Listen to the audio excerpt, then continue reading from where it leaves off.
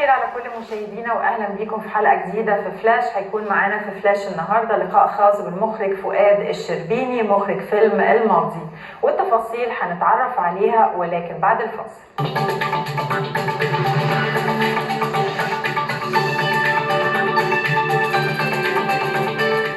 المخرج فؤاد الشربيني قدم للسينما التسجيلية والقصيرة العديد من الأفلام، وحصل على العديد من التكريمات والجوائز من العديد من المهرجانات، منها تكريم وشهادة تقدير من مهرجان كام للأفلام التسجيلية والقصيرة في عام 2013 و2014 و2015.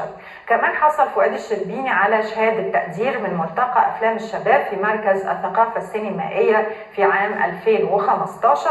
تعالوا مع بعض نشوف لقاء كاميرا فلاش بالمخرج فؤاد الشربيني واللي هيكلمنا عن فيلمه الأخير.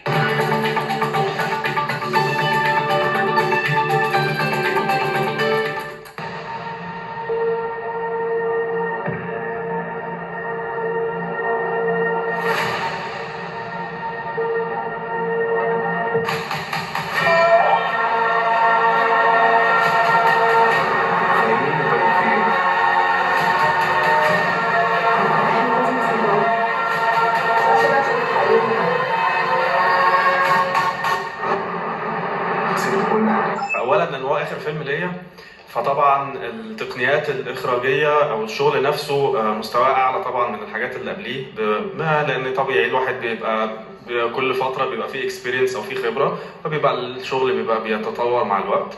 فعشان كده انا كنت حابب اتكلم عليه. الحاجه الثانيه ان هو اخر عمل وكان بيناقش قضيه مهمه جدا في المجتمع ما بنتكلمش عليها كتير، وهي بعض المشاكل النفسيه اللي بتقابل الناس، اللي هي من ضمنها ان الواحد بيبقى دايما حاسس نفسه هو الغلطان. في بعض المشاكل بتحصل عادي في حياتنا، مش لازم تبقى نبقى احنا يعني اللي دايما المشكله فيها، ساعات عادي بيبقى في ظروف. هو ده اللي حصل مع البطل بتاعنا، ان هو دايما كل مواقف حصلت له وهو صغير بيبقى فاكر ان هو اللي كان مشكله فيها، فاي حاجه مشابهه ليها بتحصل له لما بيبقى كبير بيتصداها وما بيتطورش في حياته. يعني على سبيل المثال مثلا كان وهو صغير دايما والده بيتخانق معاه علشان خاطر بيلعب مزيكا وبتاع وبيغني ويدندن مع نفسه كده. في اخر الفيلم بيتضح لينا ان باباه عنده مشاكل ماديه ومش هيكمل في شغله ومش عارف ازاي هيصرف على الولد، فهو حابب ان الولد يساعده، بس طبعا مش هيقدر يقولها له كده مباشره، فبيقعد يتخانق معاه: ما تشوف لك شغلانه، ما تشوف لك حاجه، مش عارف.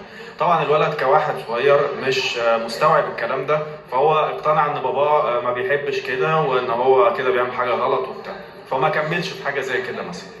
الحاجة التانية برضو ان هو كان في حد برضو بنت كان بيرتبط بيها وهيتجوزها والكلام ده كله، وبعدين عشان مستواه المادي كان اقل منها فمامتها ما قبلتش بيه.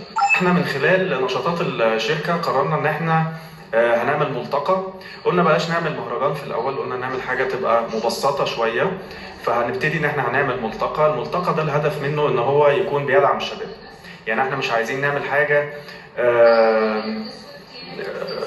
يعني مش عايز اتكلم بس تفاصيل ملهاش لازمه، ولكن هي الفكره ان هي حاجه تكون بتدعم الشباب، وحاجه تكون مجانيه، وحاجه تكون فعلا الشخص اللي هو ما قدرش ان هو الفيلم بتاعه يكسب هنفهمه انت ما كسبتش ليه، مش مجرد انت استبعدت وخلاص مالكش حاجه عندنا، لا بالعكس هنساعد. انت ما اتقبلتش عشان 1 2 3.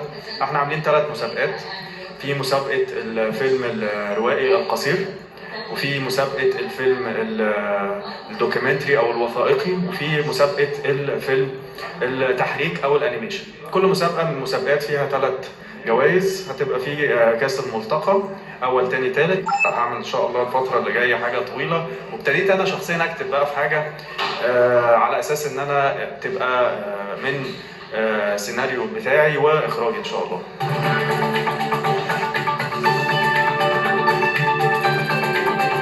كده مشاهدينا خلصت حلقتنا النهارده، يا رب تكون عجبتكم.